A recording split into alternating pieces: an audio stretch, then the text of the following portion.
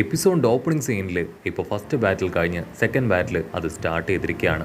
നമ്മുടെ കാക്കത്തലയനാണെങ്കിൽ ഇപ്പോൾ അങ്ങനെ അവൻ്റെ ആ ബ്ലാക്ക് ഷാഡോ പവർ ഉപയോഗിച്ച് ഫ്ലൈ ചെയ്ത് വരും. നമ്മുടെ ആൾക്കാരെല്ലാവരും അത് കണ്ട് അത്ഭുതപ്പെടും. അവനാണെങ്കിൽ ആ ബ്ലാക്ക് മാനെ ഇടിച്ചു വീഴ്ത്തി അവൻ്റെ ഉണ്ടായിരുന്ന പ്രിൻസസിനെ സേവ് ചെയ്യുകയാണ്. അവൻ പൈപ്പിൽ ഒളിക്കുന്നത് കണ്ട പ്രിൻസസ് ആണെങ്കിൽ ഇപ്പോൾ ആ പൈപ്പ് മുഴുവൻ ഹീറ്റാക്കി അവനെ പുറത്തേക്ക് കൊണ്ടുവരും. ഇൻവിസിബിൾ ഗേളും പ്രിൻസസും അവനെ പിടിക്കാൻ ശ്രമിക്കുമെങ്കിലും അടുത്ത നിമിഷം അവരുടെ ബോഡിയിലെല്ലാം കൂണങ്ങനെ മുളച്ച് വരികയാണ്. ഇത് ക്രിയേറ്റ് ചെയ്തത് മറ്റാരുമല്ല, ബി ടീമിലെ ആ കൂൺ പെണ്ണ്. അവരുടെ എ പ്ലാൻ അത് തകർന്നു.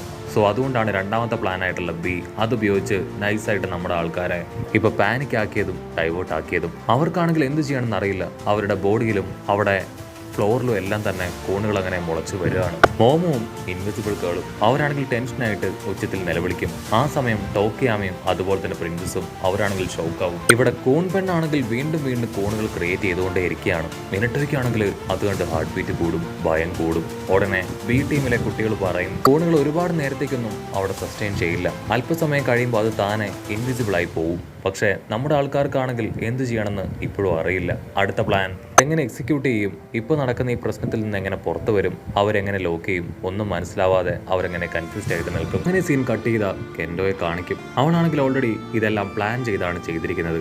ആദ്യം ബ്ലാക്ക് മാനെ കൊണ്ട് അറ്റാക്ക് ചെയ്യിപ്പിക്കുക. അവർ ഡാർക്ക് ഷാഡോ ഉപയോഗിക്കുന്ന അതേ സമയം ആ ഡാർക്ക് ഷാഡോയിലേക്ക് പോയി തന്നെ അവരെ കൺട്രോൾ ചെയ്യണം. അതാണ് അവൾ ആദ്യം കൊടുത്ത ഇൻസ്ട്രക്ഷൻ. അവനാണെങ്കിൽ അതനുസരിച്ച് തന്നെ ചെയ്യും. കെൻഡോയ്ക്ക് നന്നായിട്ട് അറിയാം അവര് ഉറപ്പായാലും അവർ ലൈറ്റ് പവർ ഉപയോഗിച്ച് ബ്ലാക്ക് മാനെ പുറത്തേക്ക് കൊണ്ടുവരുമെന്ന്. ഇൻ കേസ് അങ്ങനെ ചെയ്തിട്ടില്ല എങ്കിൽ അവരുടെ പ്ലാന് അത് സക്സസ്ഫുൾ ആവും. അതല്ല എങ്കിൽ പ്ലാൻ ബി, അത് ആ മഷ്റൂം പെൺകുട്ടിയെ കൊണ്ട് ഒരുപാട് മഷ്റൂംസ് ക്രിയേറ്റ് ചെയ്ത് അവർ ഡൈവേർട്ട് ചെയ്യുക എന്നതാണ്. അൺഎക്സ്പെക്റ്റഡ് ആയിട്ട് ഇതുപോലെ ഒരുപാട് കൂണ് വരുന്നത് കൊണ്ട് തന്നെ അവർ തിരികെ അറ്റാക്ക് ചെയ്യാൻ ശ്രമിക്കാതെ എങ്ങനെ ആ കൂണുകളെ അവിടെ നിന്ന് ഒഴിവാക്കാം എന്നായിരിക്കും ചിന്തിക്കുക. ആ ഗ്യാപ്പിൽ അവർ അറ്റാക്ക് ചെയ്യണം. അതാണ് പ്ലാൻ ബി.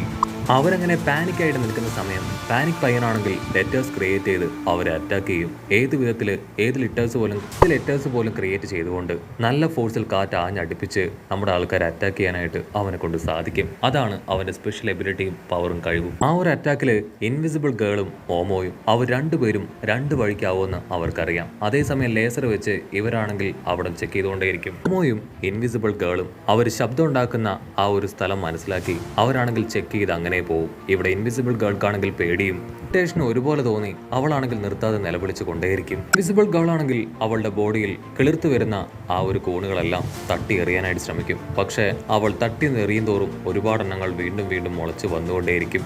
അവരാണെങ്കിൽ നമ്മുടെ ആൾക്കാരുടെ ഓരോ മൂവ്മെന്റും അതുപോലെ സസൂക്ഷ്മം നിരീക്ഷിക്കുകയാണ്. പുറത്താണെങ്കിൽ നമ്മുടെ ആൾക്കാർക്ക് അവരുടെ ടീമിലുള്ളവർ ഒരുപാട് ബുദ്ധിമുട്ടെന്ന് കാണുമ്പോൾ വിഷമം തോന്നുകയാണ്. ഇവിടെ വെള്ളത്തലയനാണെങ്കിൽ ഭയങ്കരമായിട്ട് വലിയ എന്തോ റോക്കറ്റ് വിട്ട സന്തോഷത്തിൽ തുള്ളിച്ചാടും. ക്ലാസ് ബിയോട് കളിച്ചാൽ ഇങ്ങനെ ഇരിക്കും. റിയൽ പവറും അവരുടെ ബുദ്ധിയുമാണ് നിങ്ങൾ ഈ കണ്ടുകൊണ്ടിരിക്കുന്നത്. അവരെ തോൽപ്പിക്കാൻ നിങ്ങളെ കൊണ്ട് കഴിയില്ല. ടോക്കിയാൻ ടീമിനാണെങ്കിൽ ആ ഒരു വെള്ളത്തലയെ നമ്മുടെ ആൾക്കാരെ പരിഹസിക്കുമ്പോൾ ഒരുപാട് ദേഷ്യം തോന്നും. അവരാണെങ്കിൽ അപ്രകാരം പരിഹസിക്കാൻ പാടില്ല എന്ന് പറയും.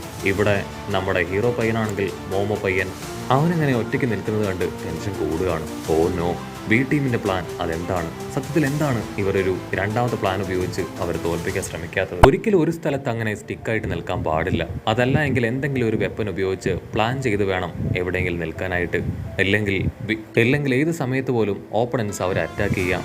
ഹീറോ ആ ചിന്തിക്കുന്ന അതേ സമയം തന്നെ ഇവിടെ ആ വില്ലത്തി പെണ്ണ് അവൾ ചാടി വീണ് ഇപ്പൊ മോമോയെ ആഞ്ഞെട്ടിക്കുകയാണ്. താഴേക്ക് വീണ മോമോയെ വിടാതെ അവളാണെങ്കിൽ വീണ്ടും ആഞ്ഞ് പഞ്ച് ചെയ്തുകൊണ്ടേയിരിക്കും. ഉടനെ മോമോ ആണെങ്കിൽ കഷ്ടപ്പെട്ട് ഒരു ഷീൽഡ് ക്രിയേറ്റ് ചെയ്യാണ്. കെൻഡ വില്ലത്തി അവളാണെങ്കിൽ അവളുടെ കൈ വലുതാക്കി നിർത്താതെ ആ ഷീൽഡിനെ ആഞ്ഞടിച്ച് ആ ഷീൽഡ് തന്നെ ഒരു പരിധി വരെ തകർക്കും. ഇവിടെ ആ വെള്ളത്തലയും ടെക്സിസിക്കാണെങ്കിൽ ഭയങ്കര സന്തോഷം. കണ്ടില്ലേ എന്റെ കുട്ടികളുടെ പെർഫോമൻസ്, അവർ ഉറപ്പായാലും ഇതിൽ ജയിക്കുമെന്ന് പറയും. ടോഡറോക്കെ ആണെങ്കിൽ ക്യാഷ് ആയിട്ട് പറയും മത്സരം തീരാനായിട്ടില്ല, ഞങ്ങളുടെ ഫ്രണ്ട്സിന്റെ റിയൽ പ്ലാനും പവറും എന്താണെന്ന് നിങ്ങൾ കാണാനിരിക്കുന്നതേ ഉള്ളൂ. അവളുടെ പ്ലാൻ എന്താണെന്ന് എനിക്ക് നന്നായിട്ട് അറിയാം. മുൻപ് അവളോടൊപ്പം ഞാൻ ടീമായി പ്രവർത്തിച്ചപ്പോഴാണ് അവളുടെ ബ്രെയിനും ബുദ്ധിയും പ്ലാനും എന്താണെന്ന് ഞാൻ മനസ്സിലാക്കിയെന്ന് പറയും. വെള്ളത്തലയനാണെങ്കിൽ അത് കേട്ട് ഞെട്ടും. ഒക്കെ ആണെങ്കിൽ അവൾ എന്തെങ്കിലും ചെയ്യുന്നുള്ള പ്രതീക്ഷയോട് കൂടെ കാത്തിരിക്കുകയാണ്. ആ സമയം ഇവിടെ എൻ്റെ ആണെങ്കിൽ ഇപ്പോൾ അവളോട് പറയും, സത്യത്തിൽ എനിക്ക് വലിയ എക്സ്പീരിയൻസ് ഒന്നുമില്ല, നിങ്ങൾ വലിയ എക്സ്പീരിയൻസ് ഉള്ള ആളല്ലേ, എന്നെ നിനക്ക് പറ്റുമെങ്കിൽ തോൽപ്പിക്കാൻ പറഞ്ഞ് വീണ്ടും അവൾ അറ്റാക്ക് ചെയ്യും. ഇവിടെ ടോഡറോക്കിക്കാണെങ്കിൽ അവൻ്റെ പ്രതീക്ഷ നഷ്ടപ്പെടില്ല. ഉറപ്പായാലും മോമോ അവള് ഈ ഒരു ഫൈറ്റിൽ ജയിക്കുമെന്ന് തന്നെ അവനങ്ങനെ തറപ്പിച്ച് പറയും. ഇവിടെ ടെൻഡോ ആണെങ്കിൽ നിന്നെ ഞാൻ തോൽപ്പിക്കുന്നു പറഞ്ഞ് അവളുടെ ആ ഷീൽഡിൽ ആഞ്ഞിടിച്ച് ആ ഷീൽഡ് അങ്ങനെ പറത്തി കളയാണ്. അടുത്ത നിമിഷം മോമോ അവളെ ഒരു പീരങ്കി അങ്ങനെ ക്രിയേറ്റ് ചെയ്ത് അവളുടെ കയ്യിൽ ടെൻഡോയ്ക്ക് നേരെ അങ്ങനെ പോയിന്റ് ചെയ്ത് പിടിക്കുകയാണ്. അത് കണ്ട് അവൾ ഞെട്ടും. മറ്റൊരു ഭാഗത്ത് ആ കൂണുണ്ടാക്കുന്ന പെണ്ണ്, അവൾക്കാണെങ്കിൽ ഇപ്പൊ ഭയം കൂടി വരികയാണ്. എന്ത് ചെയ്യണം? ബി ടീമിൽ നിന്ന് പതിയെ എ ടീമിലേക്ക് ചാടിയാലോ എന്ന് വരെ അവൾ ആലോചിക്കും. അതേസമയം ബ്ലാക്ക് മാൻ ആണെങ്കിൽ വീണ്ടും ഇപ്പൊ പ്രിൻസസിനെ പിടിച്ചു വലിച്ച് തട്ടിക്കൊണ്ടു പോവാണ്. കപ്പയ്യനാണെങ്കിൽ അതുകൊണ്ട് വെറുതെ ഇരിക്കില്ല, അവന്റെ പിന്നാലെ പോയി പ്രിൻസസിനെ രക്ഷപ്പെടുത്താനായിട്ട് ശ്രമിക്കും. ആ കൂൺ പെണ്ണാണെങ്കിൽ നമ്മുടെ ആൾക്കാരുടെ ദേഹത്ത് വീണ്ടും വീണ്ടും കൂണുകൾ ക്രിയേറ്റ് ചെയ്യാണ്. അവർക്കാണെങ്കിൽ എന്ത് ചെയ്യണമെന്ന് അറിയില്ല. കാക്കപ്പയ്യനാണെങ്കിൽ ഒരു സെക്കൻഡ് ഫ്രീസ് ആയിട്ട് അങ്ങനെ നിൽക്കും. അതേസമയം ബ്ലാക്ക് മാൻ ആണെങ്കിൽ പൂർണ്ണമായിട്ടും പ്രിൻസസിനെ ലോക്ക് ചെയ്ത് കഴിഞ്ഞു. ഇനി എന്താണ് ചെയ്യുക? മോമോ പെണ്ണും അതുപോലെ തന്നെ പ്രിൻസസും അവർ രണ്ടുപേരും ഓൾമോസ്റ്റ് ട്രാപ്പിലായിരിക്കുകയാണ്. ഇനി എങ്ങനെ മുൻപോട്ടേക്ക് നീങ്ങും? അതൊന്നും മനസ്സിലാവാതെ അവരങ്ങനെ കാര്യമായിട്ട് ചിന്തിക്കും. ബി സെക്ഷനിലുള്ളവർക്ക് എല്ലാവർക്കും അവരുടെ ഹാർട്ട് ബീറ്റും ടെൻഷനും കൂടി വരും. കാരണം ഇപ്പൊ മോമോയുടെ കയ്യിലിരിക്കുന്നത് വലിയൊരു പീരങ്കിയാണ്. അത് വെച്ച് ഷൂട്ട് ചെയ്ത കെൻഡോയുടെ കഥ കഴിയും. ഇനി അതല്ല, കെൻഡോ ആ ചുമര് തകർക്കാനാണോ പ്ലാൻ ചെയ്യുന്നത്? ചുമര് തകർത്തു കഴിഞ്ഞാൽ ബി ടീമിലുള്ളവരെ ഈസി ആയിട്ട് അവർക്ക് ഹോൾഡ് ചെയ്യാനായിട്ട് കഴിയും. സോ എന്താ സംഭവിക്കണേന്നറിയാതെ അവരെല്ലാവരും ആകാംക്ഷയോടുകൂടെ വെയിറ്റ് ചെയ്യും. ഇവിടെ കെൻഡോ ആണെങ്കിൽ ചാടി വന്ന് മോമോയെ അറ്റാക്ക് ചെയ്യാൻ ശ്രമിക്കും. ആ സമയം മോമോ ആണെങ്കിൽ ഷൂട്ട് ചെയ്യും. പുറത്തേക്ക് വന്ന ബുള്ളറ്റ് ആണെങ്കിൽ കെൻഡോയെ അറ്റാക്ക് ചെയ്യില്ല. അവർ പ്രതീക്ഷിച്ചതുപോലെ ആ ഒരു മതിലും ദ്വാരം ഉണ്ടാകില്ല. ഒരു വലിയ സഞ്ചിയായിരിക്കും ഇപ്പൊ ബുള്ളറ്റ് തട്ടി പുറത്തേക്ക് അങ്ങനെ തെറിച്ചു പോവുക. അത് കണ്ട കെൻഡോ ആണെങ്കിൽ രക്ഷപ്പെട്ടു, ഇതാണ് പറ്റിയ അവസരം എന്ന് പറഞ്ഞ് അവളെ പിടിക്കാൻ നോക്കും. ആ സമയം മോമോ ആണെങ്കിൽ അവളുടെ ബോഡിയിൽ നിന്ന് എന്തോ ഒന്ന് ക്രിയേറ്റ് ചെയ്ത് ജോയെ പിടിച്ച് വലിക്കുകയാണ്. മറ്റൊരു ഭാഗത്ത് ഇവർ രണ്ടുപേരും ചേർന്ന് പ്രിൻസസിനെ ആ ഒരു സെല്ലിൽ ലോക്ക് ചെയ്ത് കഴിഞ്ഞു. ഇവിടെ കാക്കപ്പയ്യനാണെങ്കിൽ മുകളിലേക്ക് നോക്കും. വലിയൊരു കെട്ട് അത് അവന്റെ നേർക്ക് വരികയാണ്. ഉറപ്പായാലും ഇത് മോമോ പെണ്ണ് തന്നെ അയച്ചതായിരിക്കും മനസ്സിലാക്കിയ അവനാണെങ്കിൽ അത് പിടിക്കും. ഇവിടെ ബ്ലാക്ക് മാനും കൂൺ പെണ്ണും അവർ രണ്ടുപേരും ഷോക്കാവും. കാരണം എന്തോ ഒരു ജെർക്കിംഗ് സൗണ്ട് അത് അവർ കേൾക്കുകയാണ്. എ സെക്ഷന് അവർ ഒളിച്ചിരിക്കുന്ന സ്ഥലം അറിയില്ല എന്നാണ് ഇത്രയും നേരവും ബി സെക്ഷനിൽ ഉണ്ടായിരുന്ന അവർ കരുതിയത്. പക്ഷേ ഇപ്പോൾ ആണെങ്കിൽ നമ്മുടെ കാക്കപ്പയ്യൻ അവൻ ആ ഒരു തെർമൽ ഗ്ലോബ് അതിട്ടുകൊണ്ട് അവിടേക്ക് വരികയാണ്. തെർമൽ ഗ്ലോബ് ഇട്ട് ചെക്ക് ചെയ്യുകയാണെങ്കിൽ അവരെവിടെയാണെന്ന് കറക്റ്റായിട്ട് മനസ്സിലാവും. ആ ഒരു വലിയ കോഡിൻ്റെ അകത്ത് തെർമൽ ഗോഗാണ് ഒരുപാട് അവള് സെറ്റ് ചെയ്ത് വെച്ചിരുന്നത്. അതുപയോഗിച്ച് കൂണുകളെ പ്രിവെന്റ് ചെയ്യാനും സാധിക്കും. എന്ത് വില കൊടുത്ത് അവരെ പിടിച്ചേ പറ്റുമെന്ന് പറഞ്ഞ് അവനങ്ങനെ ഫ്ലൈ ചെയ്ത് വരുമ്പോഴായിരിക്കും ഇടയിൽ ആ കാമിക് മാൻ അവനാണെങ്കിൽ ഇപ്പോൾ കാക്കപ്പയ്യനെ പോയിന്റ് ചെയ്യുക. അവനെ പിടിക്കാനായിട്ട് തയ്യാറായി നിൽക്കുമ്പോഴായിരിക്കും ഇൻവിസിബിൾ ഗേൾ അവൾ അവിടേക്ക് വരിക. അവൻ അവളെ ബേർഡിനെ ഉപയോഗിച്ച് അറ്റാക്ക് ചെയ്തതാണ്. അതുകൊണ്ട് തന്നെ ഇതാണ് പറ്റിയ അവസരം എന്ന് പറഞ്ഞ് അവൾ അവനെ അറഞ്ചും പുറഞ്ചും ആഞ്ഞടിക്കും. ഇതാണ് പറ്റിയ അവസരം എന്ന് പറഞ്ഞ് കാക്കപ്പയ്യനാണെങ്കിൽ സ്ട്രെയിറ്റ് ആയിട്ട് പോയി ആ ബ്ലാക്ക് മാനെ തുണി ഉപയോഗിച്ച് ലോക്ക് ചെയ്യാണ്. അതുപോലെ തന്നെ അവന്റെ ബ്ലാക്ക് ഷാഡോ പവർ ഉപയോഗിച്ച് ഇപ്പോ ആ ഒരു കൂൺ പെണ്ണിനെ മടക്കി ലോക്ക് ചെയ്യും. മറ്റൊന്നും ചിന്തിക്കാനില്ല, ഇവരെ രണ്ടുപേരെയും തൂക്കി എടുത്തുകൊണ്ട് പോയി ആ സെല്ലിൽ അടയ്ക്കണം.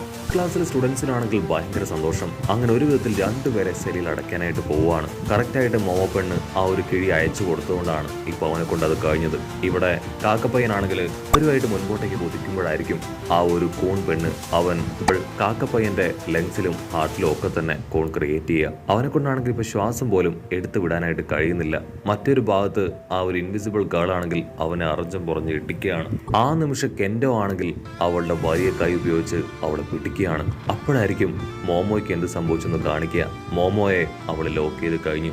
ഇപ്പൊ മോമോയും അതുപോലെ തന്നെ ഇൻവിസിബിൾ ഗേളും പിന്നെ കാക്കപ്പയ്യനും അവർ മൂന്ന് പേരും ട്രാപ്പിൽ പെട്ടിരിക്കുകയാണ്. സെസിനെ ആണെങ്കിൽ ഓൾറെഡി അവർ സെല്ലിൽ ലോക്ക് ചെയ്ത് കഴിഞ്ഞു. സോ ഒരു വിധത്തിൽ അങ്ങനെ നമ്മൾ ജയിക്കാൻ പോവുകയാണെന്ന് പറയും.